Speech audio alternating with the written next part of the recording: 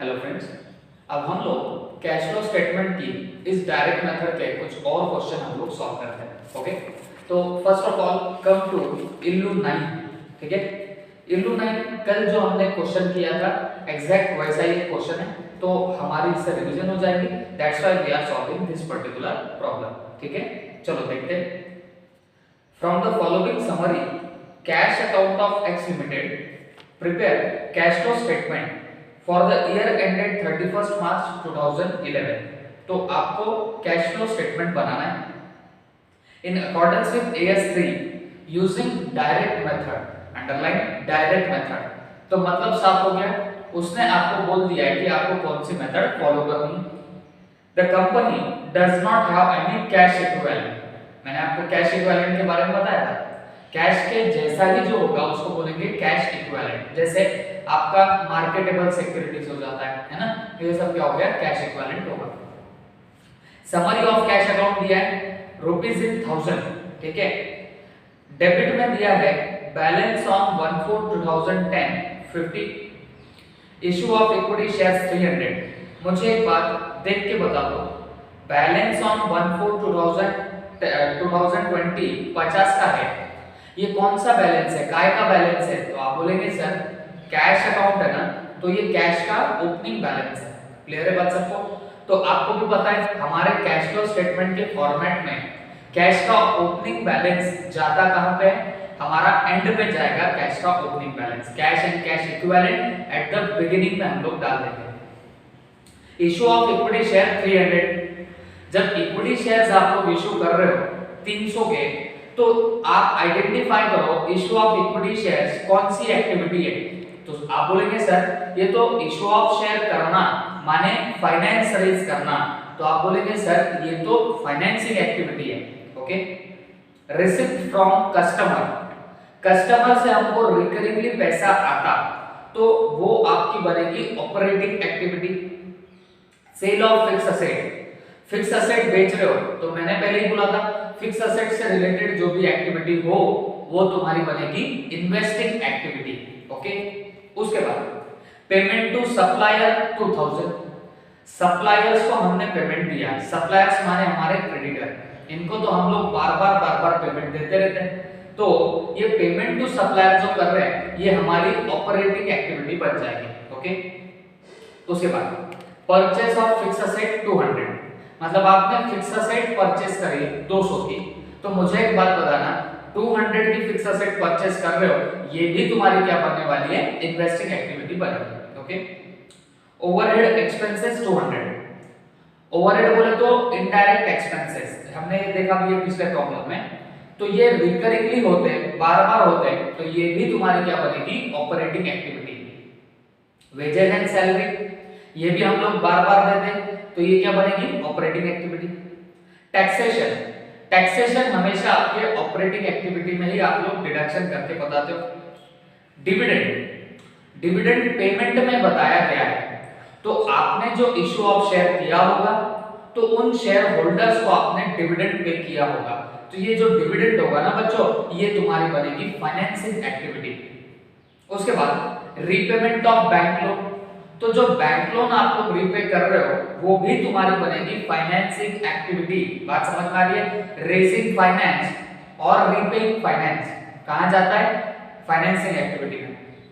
Balance on 31st मार्च 11 150, मतलब ये तुम्हारा कौन सा बैलेंस है, क्लोजिंग बैलेंस है, तो ये क्लोजिंग बैलेंस भी कहा जाएगा बताना आपके cash and cash equivalent at the end में जाएगा। बात समझ में आ गई? तो this is about whole problem. तो आप फटाफट फॉर्मेट बनाओ, फिर आप लोग इस प्रॉब्लम को सॉल्व कर लेंगे।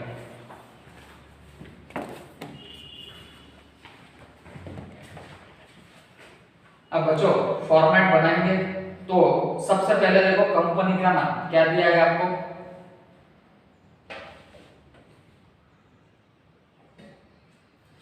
तो यहाँ पे कंपनी का नाम एक्स लिमिटेड दिया है, तो हम लोग लिख देंगे x limited cash flow statement,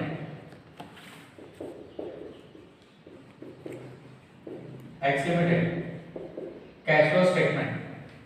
और फॉर द ईयर एंडेड अगर आप देखो तो ये कब का दिया है, 2011, for the year ended 31 March 2011। Okay, तो ये इसका क्या बनेगा, आपका कैश फ्लो स्टेटमेंट बनेगा। ठीक है,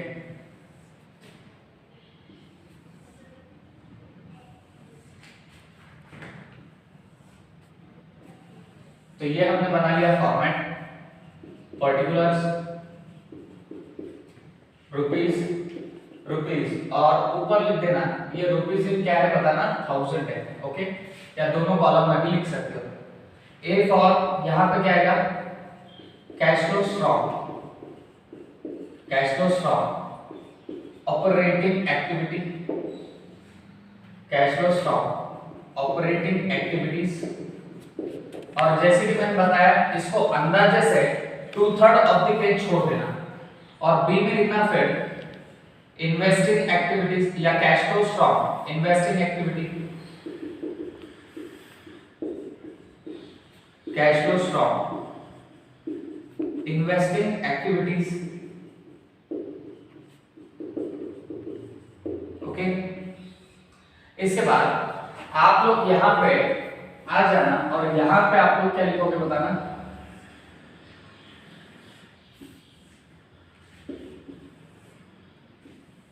particulars rupees in 1000, rupees in 1000। ठीक है, यहां पे लिखेंगे C for cash flows from financing activity, cash flows from what, financing activities.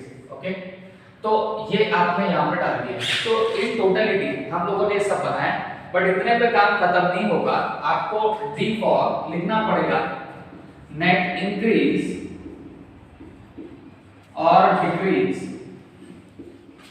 In cash and cash equivalent, net increase और decrease in cash and cash equivalent.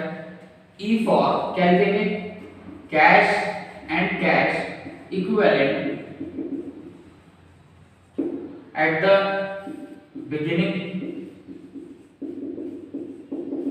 और last में लिखेंगे F for cash and cash equivalent, cash and cash equivalent at the end. Okay, तो ये हमने in totality क्या बना कर रख दिया है, फॉर्मेट बना कर रख दिया। This is the format of your what, this is the format of your cash flow statement. ठीक है, अब क्या करेंगे, अब कुछ नहीं, अब फटाफट सॉल्व करेंगे। आई थिंक कल के जैसा ही प्रॉब्लम है, तो इसमें आसानी होनी चाहिए सॉल्व करने में। सबसे पहले 1/4/2010 का बैलेंस दिया गया है, तो ये कैश का ओपनिंग बैलेंस है, तो ये कहां पे जाएगा, cash and cash equivalent at the beginning में जाएगा। तो cash and cash equivalent at the beginning में लिख दो 50, आउटर कॉलम में जाने दो, कितना लिखेंगे 50।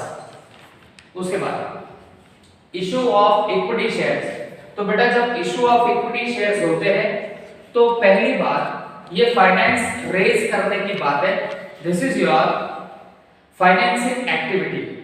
बट सवाल है इनफ्लो होगा कि आउटफ्लो होगा। तो जब मैं शेयर्स इशू करता हूं मेरे पास आएगा पैसा, दिस इज इनफ्लो। तो आप क्या करोगे, फाइनेंसिंग एक्टिविटी में लिखोगे issue of shares, issue of shares, और कितने के शेयर्स है बताना, 300 के। तो हमने इनर कॉलम में लिखने हैं 300। उसके बाद रिसिप्ट फ्रॉम कस्टमर, उसके बाद क्या बताना, रिसिप्ट फ्रॉम कस्टमर, और कितना है रिसिप्ट फ्रॉम कस्टमर 2800। ठीक है, तो ये जो आपको पैसा मिला ये रिकरिंगली मिलता, बार-बार मिलता, तो ये रिसिप्ट फ्रॉम कस्टमर आप कहां पे डालोगे बताना, हम लोग इसको डालेंगे सीधे ऑपरेटिंग एक्टिविटी में। बात ये है इनफ्लो हो रहा है कि आउटफ्लो हो रहा है, तो जवाब है इनफ्लो हो रहा है। ठीक है, तो आप यहां पे लिखना रिसिप्ट फ्रॉम कस्टमर्स, और ये है 2800, तो ये इनर कॉलम में डाल देंगे 2800। ठीक है, उसके बाद सेल ऑफ फिक्स असेट, तो फिक्स असेट बेच के पैसा आया, तो हमने बात करी थी फिक्स असेट से रिलेटेड जो भी आपका इनफ्लो या आउटफ्लो होगा वो जाएगा इन्वेस्टिंग एक्टिविटी के अंदर। तो जब भी मैं सेल ऑफ फिक्स असेट करता हूं मेरे पास में पैसा आएगा, तो इन्वेस्टिंग एक्टिविटी में आपका दिखाया जाएगा इनफ्लो। ओके, तो आप इन्वेस्टिंग एक्टिविटी में बताओगे इनफ्लो, क्या लिखेंगे यहाँ पे, sale of fix asset, sale of fix asset, और कितना आएगा बताना, ये 100 रुपीस का आ जाएगा। ठीक है, तो सेल ऑफ फिक्स असेट कितना आ रहा है, 100 का। उसके बाद पेमेंट टू सप्लायर 2000, सप्लायर वो जिनको हम लोग बार बार पेमेंट कर रहे हैं, है ना, क्रेडिटर्स को हम लोग बार बार पेमेंट करते हैं, तो ये तुम्हारे ऑपरेटिंग एक्टिविटी में जाएगा। बट इनफ्लो या आउटफ्लो पेमेंट कर रहे हो तो पैसा जाएगा, माने ये आउटफ्लो है, तो आप यहां पे लिख देना पेमेंट टू सप्लायर्स, और पेमेंट टू सप्लायर्स कितना है बताना है 2000, और ये 2000 का यहाँ पर आप लोग क्या बताने वाले हो, आउटफ्लो बताओगे। Is that clear? तो मैंने यहाँ पे आउटफ्लो बता दिया। इसके बाद परचेज ऑफ फिक्स असेट 200, तो फिक्स असेट आपने परचेज करी, तो हमने क्या बोला, फिक्स असेट से रिलेटेड जो भी एक्टिविटी है वो जाएगी इन्वेस्टिंग में। बट एक बात याद रखना, इससे आउटफ्लो होगा कि इनफ्लो होगा, तो जब फिक्स असेट परचेज करते हैं तब तो पैसा जाएगा, मतलब ये तुम्हारा आउटफ्लो होगा। ओके, तो इन्वेस्टिंग एक्टिविटी में लिखना purchase of fix asset, purchase of fix asset, और कितना हो रहा है बताना, 200 का परचेज हो रहा है, तो ये दिखाएंगे आउटफ्लो। देखो एक ही गलती हो सकती है यहाँ पे, ब्रैकेट देना भूलना, बहुत बार ब्रैकेट देना भूल गए तो फिर ये प्रॉब्लम टैली नहीं होते। ओके, तो हमने लिख दिया -200। फिर ओवरहेड एक्सपेंसेस 200, ओवरहेड का मतलब होता है इनडायरेक्ट एक्सपेंस, जो हम लोग बार बार इनकर करते हैं, तो ऐसे ओवरहेड्स को आप लोग हमेशा कहां पे डालते हो, ऑपरेटिंग एक्टिविटी में डालोगे। अकॉर्डिंगली आप लोग इसको ओवरहेड एक्सपेंसेस को डाल देना ऑपरेटिंग एक्टिविटी में, ओवरहेड एक्सपेंसेस, और कितना आएगा बताना 200, तो यहाँ पे 200 का क्या दिखेगा, आउटफ्लो दिखने लग जाएगा, there will be outflow of 200। ठीक है, उसके बाद wages and salaries 100, wages and salaries भी आप लोग बार बार देते हो, तो जो बार बार दोगे वो तुम्हारा जाएगा कहां पे, ऑपरेटिंग एक्टिविटी में, आउटफ्लो बोल के दिखेगा, वेजेस एंड सैलरीज, और ये आएगा कितना बताना, ये आएगा 100, तो 100 का यहाँ पे हम लोग बताएंगे आउटफ्लो। उसके बाद टैक्सेशन 250 का, तो टैक्सेशन तुम्हारे ऑपरेटिंग एक्टिविटी में जाएगा। ओके, तो यहाँ लास्ट आइटम आता है टैक्सेशन, तो एक लाइन छोड़ के लिख दो टैक्सेशन या टैक्स पेड। ओके, और कितना टैक्स पे किया है 250 का, तो यहाँ माइनस में बता देना 250। उसके बाद डिविडेंड, डिविडेंड शेयर होल्डर्स को दिया जाएगा, और शेयर इश्यू कर रहे थे तो फाइनेंसिंग एक्टिविटी थी, तो जो डिविडेंड पे किया वो भी तुम्हारी बनेगी फाइनेंसिंग एक्टिविटी। तो फाइनेंसिंग एक्टिविटी में आप लोग लिख दोगे डिविडेंड, और ये डिविडेंड कितने का दिया गया है, 50 रुपए का डिविडेंड दिया गया है, तो आप इसको आउटफ्लो बता देना। ठीक है, उसके बाद रीपेमेंट ऑफ बैंक लोन 300, तो बैंक लोन रीपे करना it is your financing activity, तो जाएगा कहां पे बताना, फाइनेंसिंग एक्टिविटी में, तो यहां पे लिख देंगे repayment of bank loan, repayment of bank loan, और वो एग्जैक्टली कितना है बताना 300 का, तो 300 का हम लोग यहाँ पे क्या बताएंगे बताना, रीपेमेंट बता देंगे या आउटफ्लो बता देंगे। ओके, उसके बाद वहां पे है लास्ट में बैलेंस, वो है cash and cash equivalent at the end. Okay, तो एंड में कितना है वहां पे दिया गया है 150, तो आप यहाँ पे लिख देना 150। ठीक है, अब ये पूरा प्रॉब्लम हो गया सॉल्व। अब चेक करते हैं हमने जो काम किया वो सही गया या नहीं गया, चेक करेंगे। चलो आ जाओ। अब पहले ऑपरेटिंग की टोटल करते हैं। 2800 माइनस 2000 माइनस 200 माइनस 100, ये आया कितना 500। तो मैंने क्या किया, मैंने यहां पे लिख दिया 500 और यहां पे लिखूंगा cash flows from operation, cash flows from what operation, ठीक है। अब इसके बाद मुझे एक बात बताओ, ये 500 में से 250 चला गया तो बाहर कितना जाना है आपका 250। तो यहां पे क्या लिखेंगे, कैश जनरेटेड फ्रॉम ऑपरेटिंग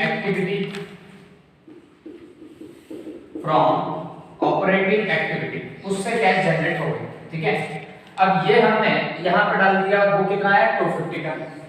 उसके बाद अब यहाँ पे सेल ऑफ फिक्स एसेट आपने जो की उससे -100 आने वाले, ठीक है। तो हम यहाँ पे लिखेंगे cash flows from investing activities, और ये एग्जैक्टली कितना जाएगा बताना, -100 बाहर चला जाएगा। Is that clear? और ये सब होने के बाद यहाँ फाइनेंसिंग एक्टिविटी की भी टोटल लो, तो यहाँ लिखेंगे। अब देखो यहाँ पे कैश फ्लोज नहीं लिखेंगे क्योंकि नेगेटिव आया, तो आप यहाँ क्या यूज करना, कैश यूज्ड, ओके। वैसे यहाँ पे भी आपका नेगेटिव में फिगर जाएगा, तो यहाँ पे क्या लिखेंगे, cash used for financing activity, for what, financing activity. तो मुझे एक बात बताना, ये कितना जाएगा, ये नेगेटिव में 50 बाहर चले जाएंगे। ये कितना जाएगा, नेगेटिव में 50 बाहर चला जाएगा, ठीक है। करके देख लेना। अब सवाल है मेरा नेट इंक्रीज और डिक्रीज कितना होगा, तो आप इनकी टोटल करते जाओ, ऑपरेटिंग की और इसकी और इसकी। तो देखो 250 माइनस 100 करूंगा माइनस 50 करूंगा तो कितना आया 100। तो ये 100 क्या है, नेट इंक्रीज और decrease in cash and cash equivalent, ठीक है। तो मतलब पूरे साल भर में 100 रुपए का इंक्रीज और डिक्रीज हुआ है, ओके। बिगिनिंग में आपका कितना कैश इक्विवेलेंट था 50 और इंक्रीज कितना हुआ 100 का, तो एंड में कितना आना चाहिए 150, वो तो बराबर हमारा अब टैली भी हो चुका है। बात समझ में आई? In this way your cash flow statement gets what tally, okay. Please note it down. चलो बच्चों, अब हम लोग नेक्स्ट क्वेश्चन देखेंगे, दैट इज इल्लू 5, ओके। तो इल्लू 5 हम लोग सॉल्व कर रहे हैं। Prepare cash flow statement of messrs MNT limited, ठीक है, for the year ended 31st March 2011 with the help of following information. इस इंफॉर्मेशन से आपको कैश फ्लो स्टेटमेंट बनाना है। ध्यान से सुनिए। Company sold goods for cash only, इसका मतलब है कंपनी गुड्स सिर्फ और सिर्फ कैश पे ही सेल करती है, क्रेडिट पे सेल नहीं करती, ठीक है। Gross profit ratio was 30% for the year, gross profit amounted to 382,500। अब आपको यहां ग्रॉस प्रॉफिट रेशियो दिया है और आपको ग्रॉस प्रॉफिट की अमाउंट भी दी है कि 382,500 आएगी। मेरे को एक बात बताओ, हम अभी तक जितना कैश फ्लो देखे तो हम इनफ्लो और आउटफ्लो को रिकॉर्ड करते हैं, प्रॉफिट या लॉस निकालते गए, यहाँ पे जवाब है नहीं। तो सवाल है ये ग्रॉस प्रॉफिट का करेंगे क्या। तो बच्चों एक उसने एडजस्टमेंट ऊपर दी, ऊपर क्या बोलता है कि हमारा जितना भी सेल हुआ वो सिर्फ और सिर्फ कैश सेल हुआ, मतलब जैसे हमने सेल किया होगा हमको मिला होगा, क्या मिला होगा, पैसा। बात समझ में आ गई? तो आपको नहीं लगता कि जीपी रेशो से सेल्स निकाला जा सकता? कैसे? मेरे को एक बात बताओ, हमारा जीपी रेशो निकलता कैसे? तो आप बोलेंगे सर जीपी रेशो तो gross profit upon sales into 100 करके निकलता। ये आपने फाउंडेशन में पढ़ा होगा, जीपी अपॉन सेल्स इनटू 100 ऐसे निकलता है जीपी रेशो। अब यहाँ पे जीपी रेशियो कितना दिया है 30%, तो जीपी रेशियो है 30। आपको जीपी यहाँ पे पता है, ग्रॉस प्रॉफिट पता है कितना है 382 500, तो जीपी 382 500 अपॉन सेल्स हमको नहीं पता इनटू 100। ओके, तो आपको यहाँ पे कहीं ना कहीं सेल्स का फिगर मिल सकता। और सेल्स मेरे लिए क्यों इंपॉर्टेंट है, क्योंकि सेल्स पूरा की पूरा कैश में हुआ है, मतलब मैंने गुड्स बेचा होगा, मेरे को पैसा आया होगा। ओके, और सेल्स आपको भी पता है it is your operating activity, बात समझ के लेना। इसके लिए मुझे यहाँ से सेल्स निकालना जरूरी हो गया। ओके, तो ये इक्वेशन जब मैं सॉल्व करूंगा तो sales is equal to 382 500 upon 30 into 100, ऐसे करके मुझे यहाँ पे क्या मिलने वाला है, सेल्स मिल जाएगा। बात समझ में आई? और ये जो सेल्स मिलेगा मैं उसको उठा के डालूंगा मेरे ऑपरेटिंग एक्टिविटी के अंदर। Is that clear? उसके बाद opening inventory was lesser than closing inventory by 35,000, मतलब ओपनिंग स्टॉक कम है क्लोजिंग स्टॉक से। अरे बच्चों, आप लोग क्या बनाना सीख रहे हो, कैश फ्लो स्टेटमेंट। तो मैंने पहले ही बोला इसके अंदर रिकॉर्ड क्या होगा, कैश आएगी जाएगी, बस वही हम लोग यहाँ पे रिकॉर्ड करते हैं। तो ओपनिंग इन्वेंटरी छोटी है क्लोजिंग इन्वेंटरी से, इसका कैश से क्या लेना देना, कुछ भी नहीं। तो आप लोग क्या करेंगे, इस opening inventory is lesser than closing inventory का कुछ नहीं करेंगे in your direct method. Indirect method में कुछ करना पड़ता है, वो क्यों करना पड़ता है मैं सब समझाऊंगा, बट फिलहाल इतना याद रख लो, डायरेक्ट मेथड में ओपनिंग इन्वेंटरी क्लोजिंग से कम है, कुछ लेना देना नहीं। सिर्फ ये देखो कि कैश आ रही है कि जा रही है, अगर नहीं आ रही नहीं जा रही तो रिकॉर्ड मत करना कैश फ्लो स्टेटमेंट के अंदर। आई होप सबको समझ आए। उसके बाद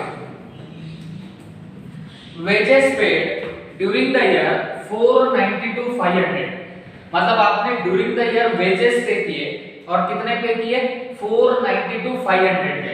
this is your operating activity, और ऑपरेटिंग एक्टिविटी सीधे उठा के क्या करेंगे बताना, आप लोग आउटफ्लो बोल के बताओगे। ओके, क्योंकि वेजेस पेड हो रहे हैं तो ये तुम्हारा आउटफ्लो रहेगा। उसके बाद office and selling expenses paid 75,000, ये भी बार-बार होने वाला खर्चा है, ये जाएगा ऑपरेटिंग एक्टिविटी में and it will also be yours outflow. ठीक है, उसके बाद dividend paid during the year 30,000, dividend distribution tax वो भी उसमें पे किया है। अब आप जब आईएफओएस पढ़ोगे डीटी में टैक्स में, तो तुमको पता चलेगा डिविडेंड डिस्ट्रीब्यूशन टैक्स नाम की एक चीज होती है जो आपको डिविडेंड डिक्लेयर करने पे देनी पड़ते हैं। अगले असेसमेंट ईयर से आपको वो भी नहीं दिखेगा, बट अभी आपको वो देखने को मिलेगा। ओके, तो ये जो डिविडेंड डिस्ट्रीब्यूशन टैक्स है ये डिविडेंड देने पे दिया जाता है। मुझे एक बात बताओ, डिविडेंड पेड कौन सी एक्टिविटी है, तो आप बोलेंगे सर फाइनेंसिंग एक्टिविटी, तो उस पे जो टैक्स गया ना वो टैक्स भी आपका क्या रहेगा, फाइनेंसिंग एक्टिविटी का पार्ट रहेगा। आई होप सबको समझ आए। उसके बाद bank loan repaid during the year 2,15,000 including interest 15,000 का। तो बेटा आपने बैंक लोन अगर रीपे किया इंक्लूडिंग इंटरेस्ट तो फर्क नहीं गिरता, आप प्रिंसिपल रीपे करो या इंटरेस्ट रीपे करो, वो फाइनेंस से रिलेटेड एक्टिविटी है, तो कहां जाएगी बताना, फाइनेंसिंग एक्टिविटी में। भले ही इंटरेस्ट आपको बार-बार देना पड़े, बट इंटरेस्ट को ऑपरेटिंग में नहीं डालेंगे, उसको हम लोग चुपचाप बाहर डालने वाले फाइनेंसिंग एक्टिविटी में डालेंगे। बात समझ में आ गई आपको? उसके बाद trade payable exceed the balance on 31 मार्च 2011, मतलब ओपनिंग बैलेंस क्लोजिंग बैलेंस से ज्यादा है। बच्चों कुछ फर्क नहीं गिरता, बैलेंस ज्यादा होने से ना तो कैश आएगी ना तो कैश जा रही है, वो इनडायरेक्ट मेथड होती है जिसका इसका कुछ तो भी उठाना करना पड़ता है। क्या करना पड़ता है, इनडायरेक्ट मेथड में सीखेंगे, यहाँ पे कोई रिलेवेंस नहीं, कैश आ रही है जा रही क्या, नहीं आ रही जा रही तो मारो गोली। उसके बाद amount paid to trade payable during the year 4,60,000, trade payable को अमाउंट पे कर रहे हो, पैसा जा रहा है, क्रेडिटर को पैसा पे कर रहे हो तो पैसा गया, कौन सी एक्टिविटी, ऑपरेटिंग एक्टिविटी, बार बार पैसा देना पड़ता है, ऑपरेटिंग एक्टिविटी में आउटफ्लो बताया जाएगा। उसके बाद tax paid during the year 65,000, provision for taxation was 45,000। बेटा मैंने आपको जो फॉर्मेट बताया था तो खुल्लम खुल्ला एक बात बताया था, ऑपरेटिंग एक्टिविटी में टैक्सेस पेड लिया जाता है, प्रोविजन नहीं ली जाती, ये बात कान खोल के सुन लो। तो भाई वो जो प्रोविजन है ना 45,000 का, उसका कुछ नहीं करेंगे, हमारे जेब से एक्चुअल में कितना टैक्स गया वो हमारे लिए मैटर करेगा। ओके, उसके बाद investment of 7 lakh sold during the year at a profit of 20,000। Investment 7 lakh की है, 20,000 के प्रॉफिट पे हमने उसको बेचा। तो मुझे एक बात बताओ, तुमने एक्चुअल में कितने में बेचा? 7 लाख की इन्वेस्टमेंट को 20,000 के प्रॉफिट में बेचा, मतलब आपने 7,20,000 में बेचा। ओके, तो आपके पास में कैश आएगी, कितनी आएगी? 7,20,000। ओके, प्रॉफिट का आपको कुछ नहीं करना, आपको सिर्फ ये देखना कैश कितना आई। तो कैश कितना आई? 7,20,000 आई। बोलो कौन सी एक्टिविटी? आप बोलेंगे सर इन्वेस्टमेंट बेची ना, उठाओ और डालो कहां पे? इन्वेस्टिंग एक्टिविटी के अंदर। क्लियर है? उसके बाद डेप्रिसिएशन ऑन फिक्स्ड असेट। बेटा डेप्रिसिएशन में क्या आपके जेब से कैश जाती? जवाब है नहीं। तो क्या हम कैश फ्लो स्टेटमेंट में रिकॉर्ड करेंगे? जवाब है नहीं, कैश फ्लो स्टेटमेंट में रिकॉर्ड नहीं होगा। उसके बाद प्लांट एंड मशीनरी परचेज 2,50,000। तो आपने अगर प्लांट एंड मशीनरी परचेस करी है तो पैसा जाएगा, कौन सी एक्टिविटी? Investing activity. और क्या बताओगे? आउटफ्लो बताओगे, क्योंकि पैसा आपका जाने वाला है। ओके, उसके बाद cash and cash equivalent beginning का दिया है 2 लाख, एट द एंड का दिया है 6,07,500। तो वो फॉर्मेट में हम लोग फिट कर देंगे। That's it, this is all about your question. ठीक है, तो आप फटाफट फॉर्मेट बनाओ, फिर हम लोग इसको सॉल्व कर रहे हैं। ओके,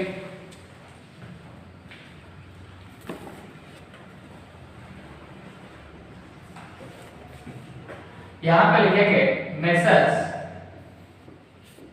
M&D लिमिटेड, यहां आएगा कैश फ्लो स्टेटमेंट, यहां आएगा कैश फ्लो स्टेटमेंट। ठीक है, अब वो कैश फ्लो स्टेटमेंट भी कब का वो भी डाल दो आप।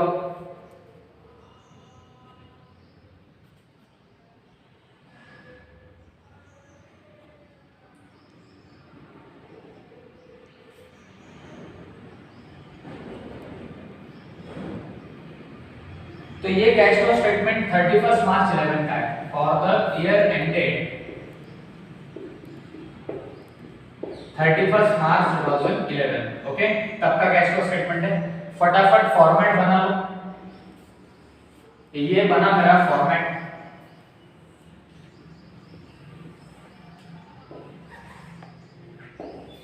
चल लिख दो headings, particulars, rupees rupees, particulars rupees rupees. A में क्या लिखोगे? Cash flows from operating activity,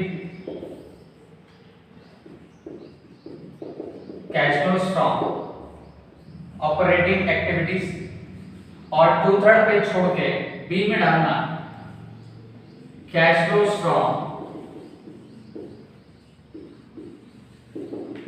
investing activity. Okay, फिर इसके बाद और एक फॉर्मेट तो लगेगा ही लगेगा, तो हम लोगों ने और एक फॉर्मेट भी बना लिया।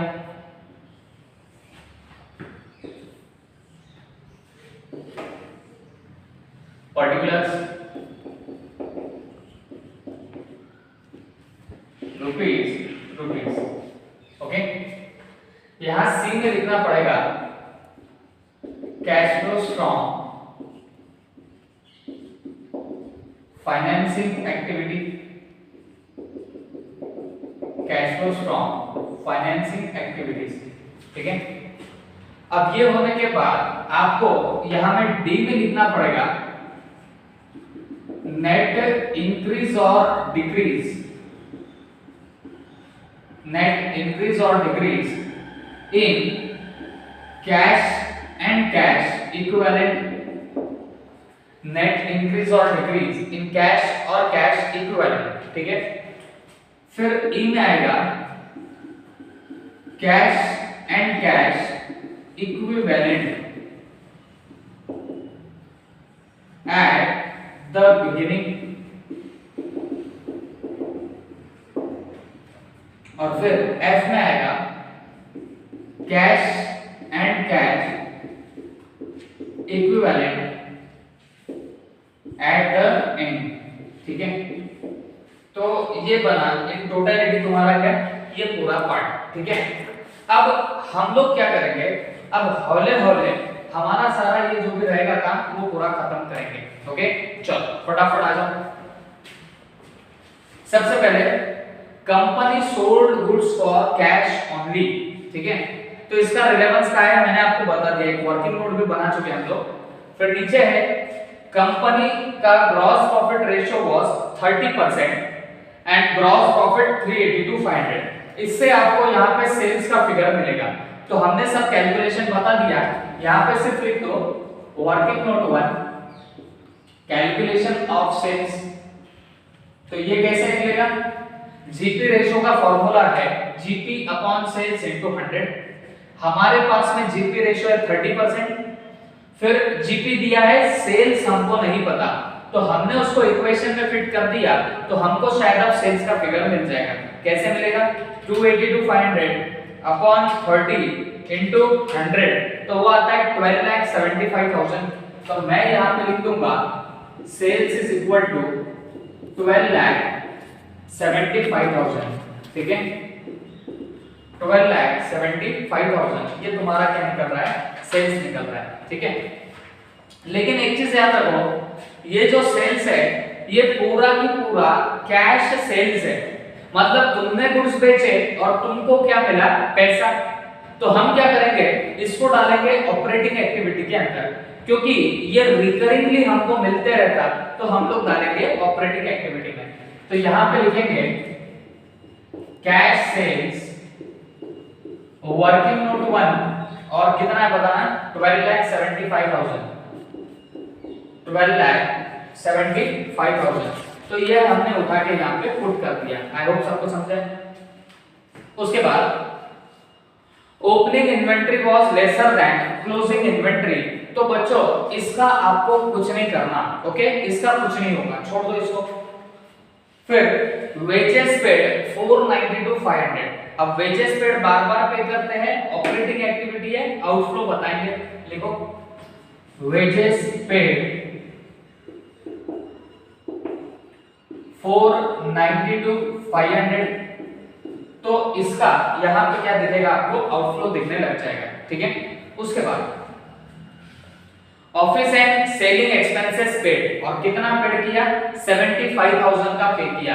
ये भी आप लोग रिकरिंगली पे करते हो, बार बार पे करते हो, तो कहां जाएगा, आपके ऑपरेटिंग एक्टिविटी में। तो लिखो selling and distribution expenses. Okay, और ये कितना है बताओ, 75,000।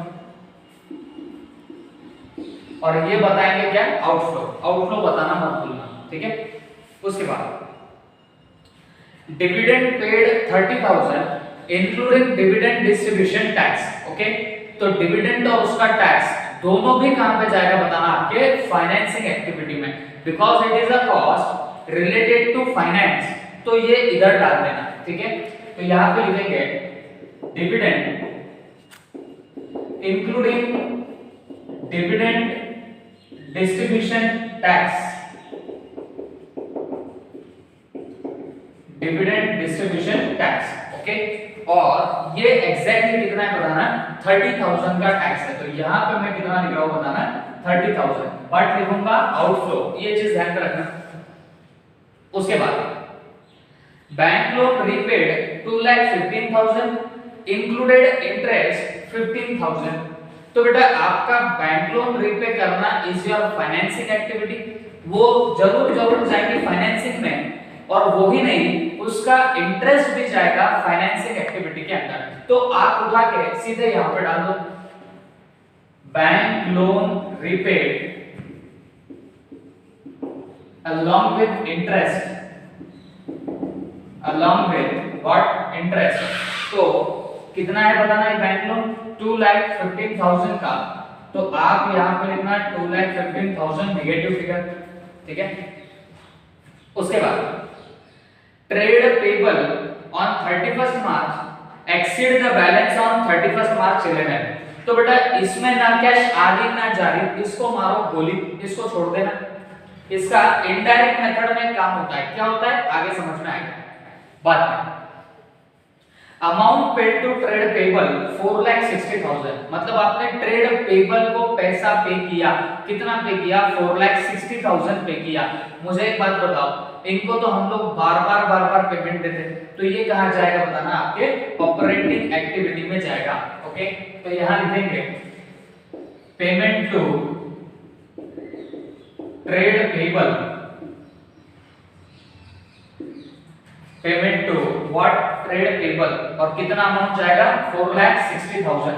तो यहां पे 4,60,000 का आप लोग क्या बता देना, आउटफ्लो बता देना। ओके, 4,60,000 का हम लोग क्या बता रहे हैं, आउटफ्लो। क्लियर है सबको। उसके बाद tax paid during the year 65,000 और प्रोविजन फॉर टैक्स है 45,000। मैंने आपको पहले ही बोला प्रोविजन में कैश जाती नहीं है, तो टैक्स पेड में कैश जाएगी, तो आप लोग टैक्स पेड उठा के कहां डालोगे, ऑपरेटिंग एक्टिविटी में डाल दोगे। That's it. ओके, तो मैं ऑपरेटिंग एक्टिविटी में यहां पे एक लाइन ऊपर लिखता हूं टैक्सेस पेड, प्रोविजन का कुछ काम नहीं है, टैक्सेस पेड डालना पड़ेगा, और कितना है बताना हो 65,000। तो इसका बताया जाएगा आउटफ्लो, क्योंकि यहां पे क्या हो रहा है, अपना आउटफ्लो हो रहा है, ठीक है। उसके बाद investment 7 lakh sold during the year at a profit of 20,000। तो आपने इन्वेस्टमेंट बेची, कितने की बेची 7 लाख की, कितने पे बेची 20,000 के प्रॉफिट पे, मतलब आपने कितने में बेचा 7,20,000। तो आपके पास आया पैसा, इनफ्लो हुआ, कौन सी एक्टिविटी है, इन्वेस्टमेंट बेचना इज योर इन्वेस्टिंग एक्टिविटी। तो हम क्या कर रहे हैं बच्चों, इन्वेस्टिंग एक्टिविटी में जाके लिखेंगे सेल ऑफ फिक्स असेट,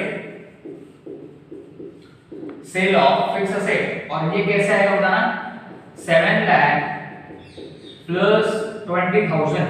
तो ये इन टोटलिटी यहां पे कितना जाएगा 7,20,000, ये इन टोटलिटी वहां पे कितना जाएगा 7,20,000 चला जाएगा। क्लियर है बात सबको। उसके बाद डेप्रिसिएशन ऑन फिक्स असेट। तो बेटा डेप्रिसिएशन जो होता है उसमें ना तो कैश आएगी ना तो कैश जाएगी, तो इसका हम लोग कुछ नहीं करेंगे in your cash flow statement, कुछ भी नहीं करना है कैश फ्लो स्टेटमेंट के अंदर।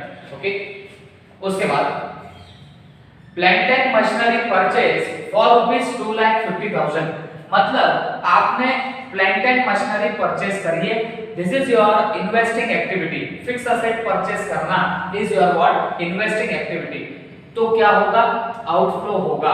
तो इन्वेस्टिंग एक्टिविटी में जाके लिखना परचेज ऑफ फिक्स असेट, और ये टोटल कितना है बताना 2,50,000, ये टोटल कितना है बताना 2,50,000। क्लियर है सबको।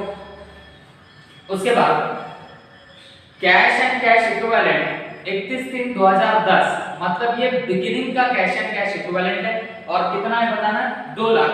तो cash and cash equivalent at the beginning में लिख देना 2 लाख। ओके, हमने लिख दिया यहां पे 2 लाख। फिर cash and cash equivalent on 31st March 11 6,07,500।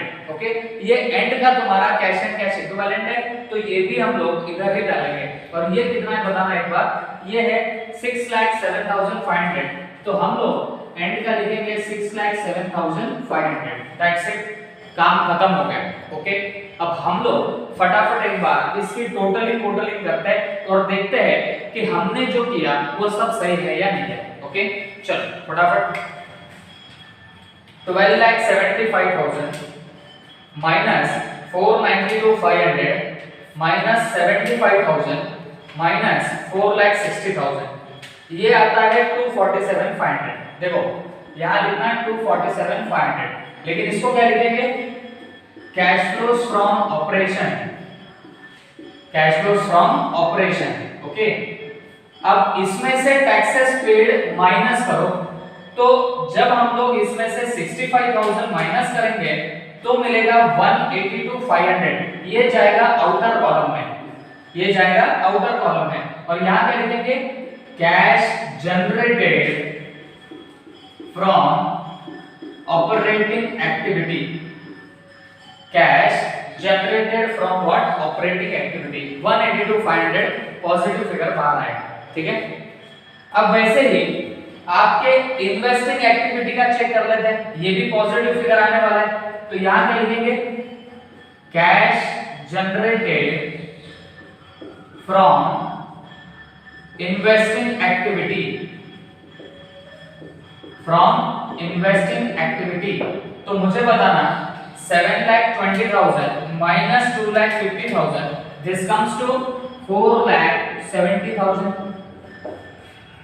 This comes to कितना? 4,70,000। तो ये हमने पॉजिटिव फिगर वापस से उठा के यहाँ पे डाल दिया। Is that clear? अब उसके बाद मुझे एक बात बताना, ये जो आपका फाइनेंसिंग एक्टिविटी है ये तो भाई नेगेटिव दिख रहा है, तो क्या करेंगे? बस डाल दो नेगेटिव यहाँ पे। यहाँ लिखेंगे cash used from financing activity, cash used from financing activity. और ये कितना आएगा बताना? 2,45,000। और ये आएगा नेगेटिव में 2,45,000, लेकिन आएगा नेगेटिव में। ओके, अब नेट इंक्रीज और डिक्रीज निकालना है, तो एक बार क्या करना है, फटाफट इन सबको चेक कर लेना। ओके, देखो 182,500 प्लस 4,70,000 माइनस 2,45,000, तो ये आता है 4,07,500। ओके, ये लगा तो आप आउटर कॉलम में डाल सकते हो 4,07,500। बिगिनिंग का आपका कैश और कैश इक्विवेलेंट था 2 लाख, एंड का था 6,07,500। मेरे को एक बात बताओ, हमारा नेट इंक्रीज और डिक्रीज करंट ईयर में कितना हुआ? 4,07,500 प्लस बिगिनिंग का 2 लाख किया तो बराबर 6,07,500 जाके क्या होगा? आपका टैली होने लग जाएगा। ओके, आई होप सबको समझ में आया होगा। This is very simple problem. Okay, actual में देखा जाए तो डायरेक्ट मेथड ऐसी ही आसान है। ओके, आई होप सबको समझा होगा। Please note it down.